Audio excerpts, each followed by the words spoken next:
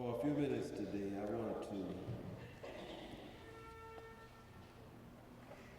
I'm taking a look into the King James translation of the New Testament.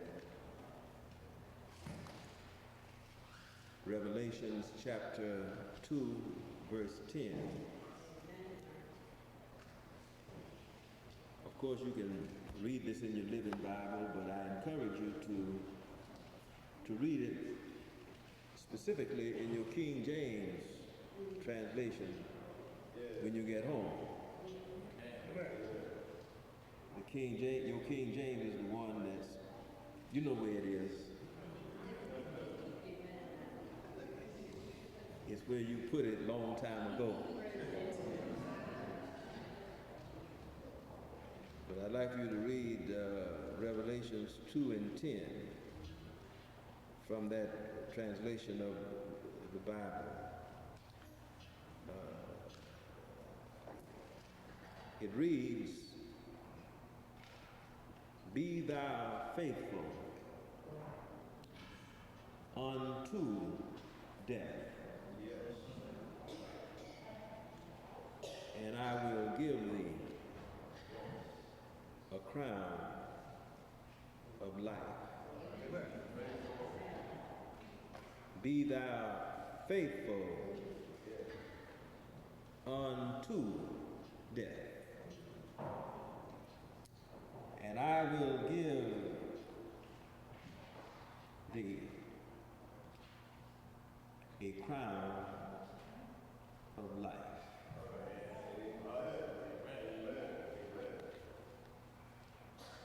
And I want to speak to you from the subject, until and unto people. Until and unto people.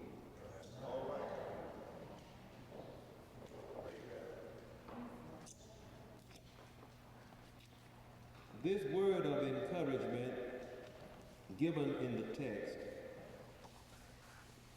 was directed to those Christians, this message of encouragement was given to those Christians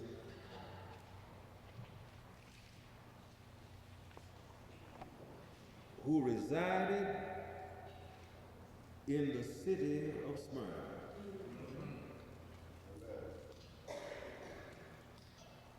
These Christians were under persecution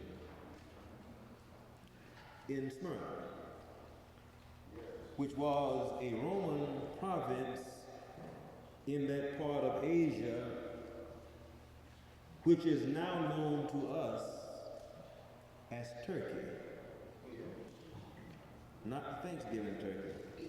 Turkey. The country.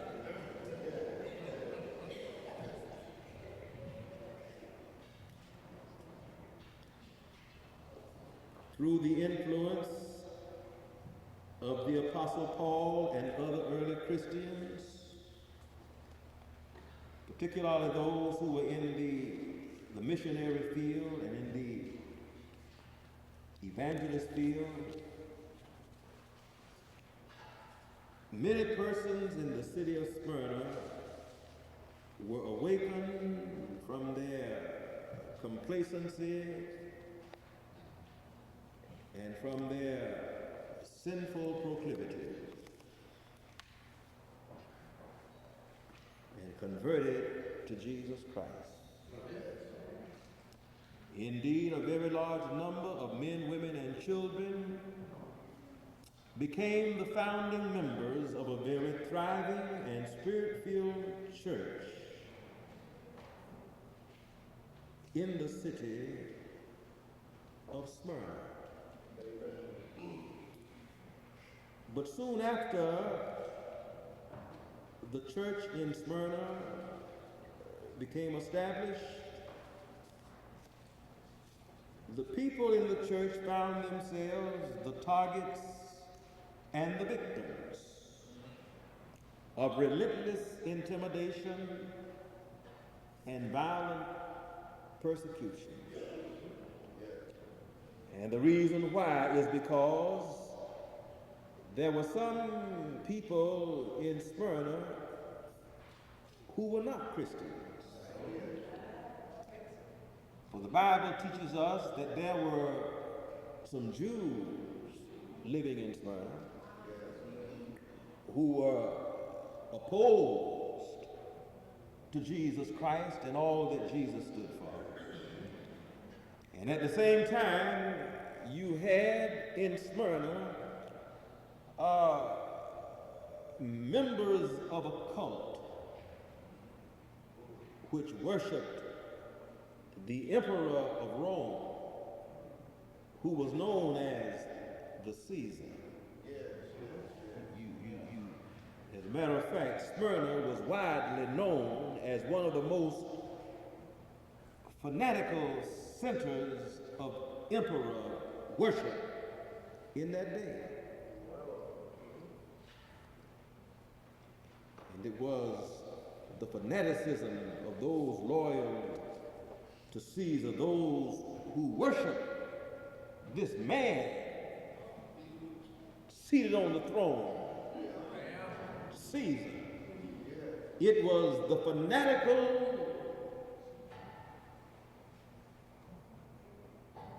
behavior of these emperor worshipers which precipitated quite a bit of the anger, the hatred and resentment toward these Christians whose love and whose loyalty was reserved for Jesus Christ. At the same time, there was this large Jewish community in Smyrna which also despised the church, despised these Christians, and these Jews did all that they could to stamp out every remnant, every emblem, every symbol, every sign of Christianity. And so, my brothers and my sisters, these Christians, not as many as the emperor worshippers and not as many of them as the Jews, but these Christians who were there trying to worship and to serve Jesus Christ, they were getting it from both sides. These fanatics on the one hand and these Jews on the other, closing in on them. And many of these Christians were beaten, thrown in jail, tortured, and yes, even murdered because they dared to worship and serve Jesus in a hostile city. And now it is obvious that some Christians, under those strains and stresses and under that persecution, it's obvious that some of them remained firm and some remained strong and some held fast in their convictions. Some went to prison, some endured torture, and yes, in many instances, some even died without ever giving up or without ever turning their backs on their commitment to Christ. Yet, there were some who gave up. There were some who gave out. There are some who came in. Some who turned around and took what appeared to be the safe way out and the easy way out of this turmoil. And consequently, the church in many ways became divided, and people in the church became ambivalent and shaky and concerned about the very future of the church And the very continuation of the church was thrown into doubt. And it was to this church at Smyrna in a very difficult time that the Lord spoke to John on the island of Patmos and directed him to send a letter to the people in that church. And in that letter, John said to them, stop being afraid about what you are suffering. You will be persecuted, yes, but remain faithful. It's difficult, it's hard, the pressure is great. I'm paraphrasing him now. You don't know from one day to the other when a knock will come to your door and somebody will drag you out and throw you in prison or beat you up or take your life because of your commitment to Christ. But then he went on to say, but be thou faithful unto death.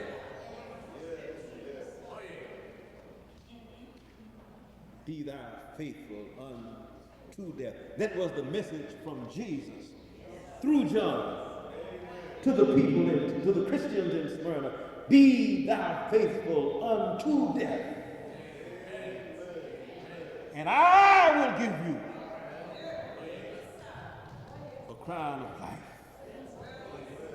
And I want you to notice here, my brothers and my sisters, that the Lord didn't say, be thou faithful until death,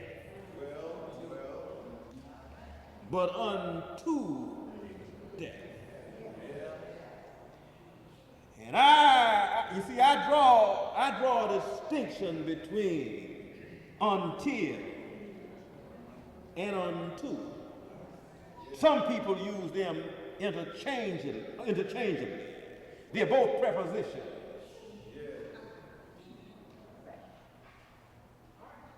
But there's a subtle difference in the way that we use that word and in the way that it's used here. T-I-L comes before T-O. And Jesus, being as brilliant as he was, why would he skip over until and go to unto? Unless he wanted to drive home a point.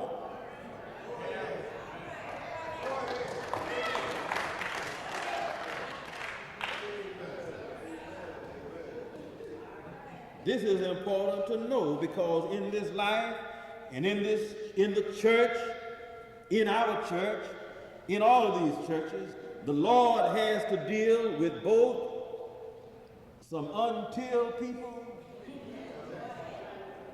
and some unto people.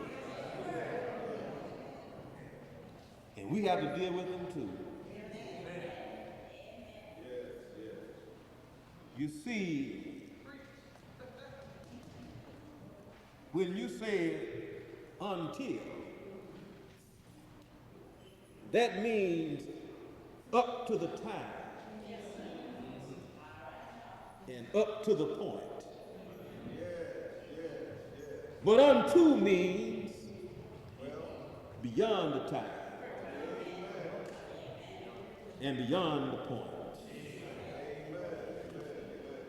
An until person usually goes as far as it is convenient. You didn't hear what I said. An until person usually goes as far as it is convenient. But an unto person goes as far as is necessary.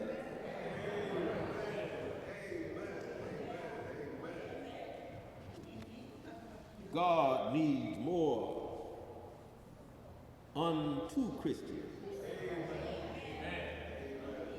unless until Christians.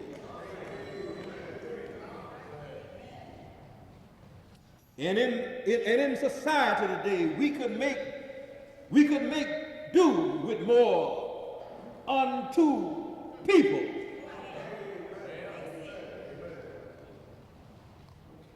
and less until people. And I'll say this to you, and I'll cite 3 areas where we could benefit. And this is not to chastise anybody who has been through a divorce or who's going through one, but this is to instruct people as they take perspective on marriage. You need to remember that marriage is grounded upon and unto commitment and not an until. Commitment. There are many today who, when they marry,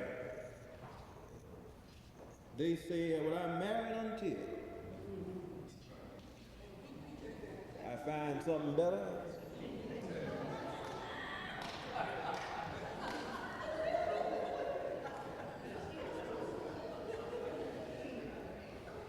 And I'm staying in it until the money run out.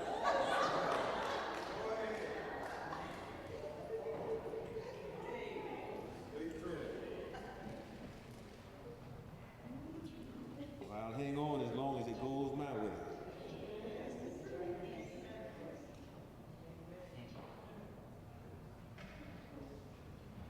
It takes 2 to get the job done. And both persons in that institution ought to understand, it can't be one-sided. But both persons have to have an unto mentality. Why? Because after all, you're the one who stood there and you said to somebody, for better, for worse, for richer, for poorer, in sickness and in health. That does not mean until, that means unto.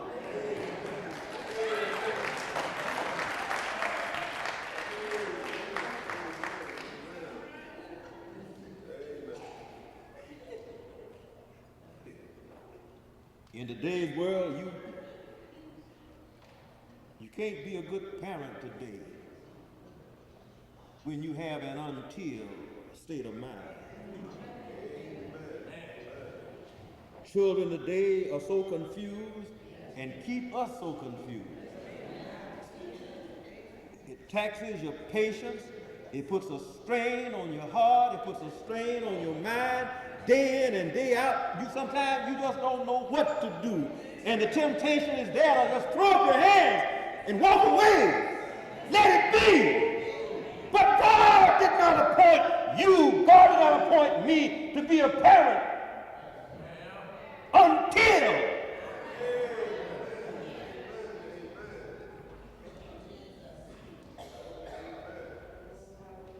as parents we are supposed to have an unto state of mind. I cannot tell you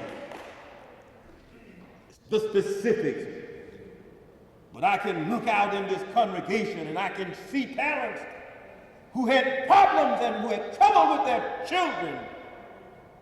And if they had thrown up their hands and walked away from them, those children would have been lost. They would have been in jail. They would have been dead today. But because their parents, because that mother had an unto state of mind rather than an until state of mind. Hallelujah. They were able to win it out. Until those kids got themselves together. Hallelujah.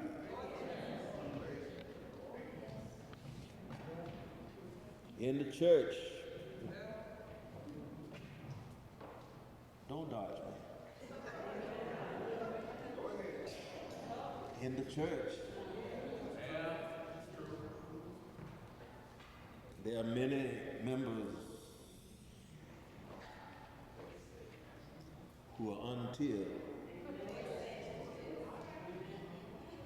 members.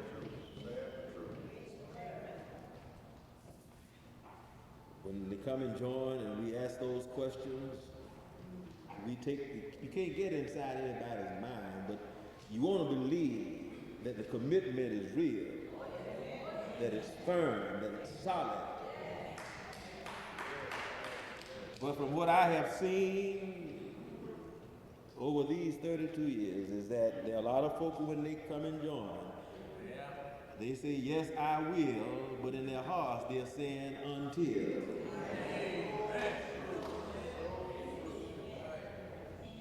Yes, I'll be there. I will support the church. I'll be a good and faithful member until they don't call my name.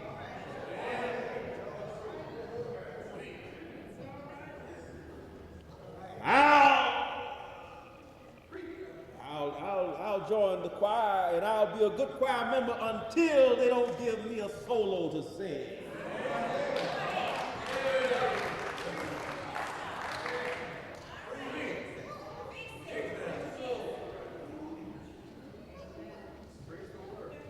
I'll be there on Sunday morning in my place, praising God and worshiping with my brothers and my sisters until it becomes clear to me that they don't have a place for me on the trustee board, on the deacon board.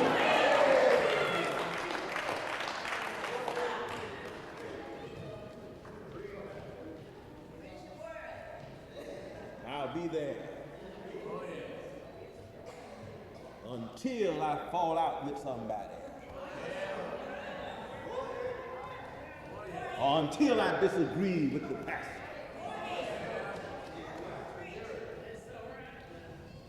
We don't need no more of them. We don't need until. We need more unto members. Members who can say, even if they don't call my name, even if they don't give me a song to sing, even if they don't make me the president of the organization, I'll be there.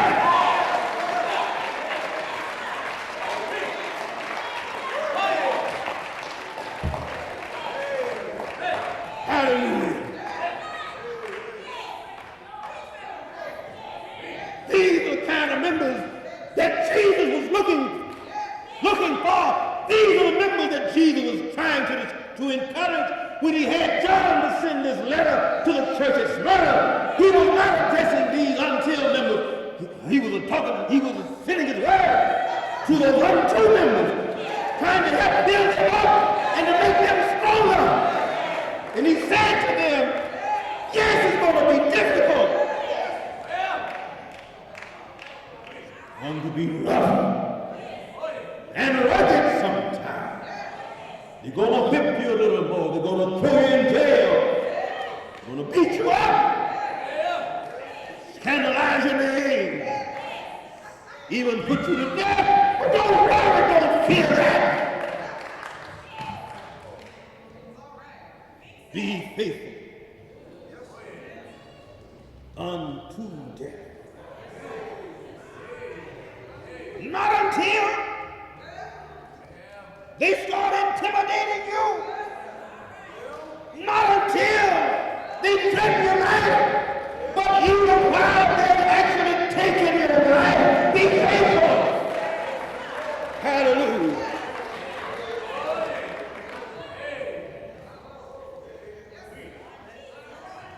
That's the message today, my brothers and my sisters. You go home and you be faithful. Not until, but unto the end. Hallelujah. In your life, yes, your struggle gets hard. Sometimes Satan works on you. Satan will beat you up. Satan will turn your friends against you. Satan will get in your church and try to create an upset. But you go on anyhow. Your job is to be faithful. You may be talked about. You may be lied on. You may be mistreated. But keep the faith.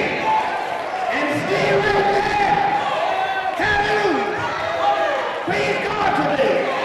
Jesus has promised you, if you're faithful, even unto death, I'll give you a crown of life. Hallelujah. Praise God.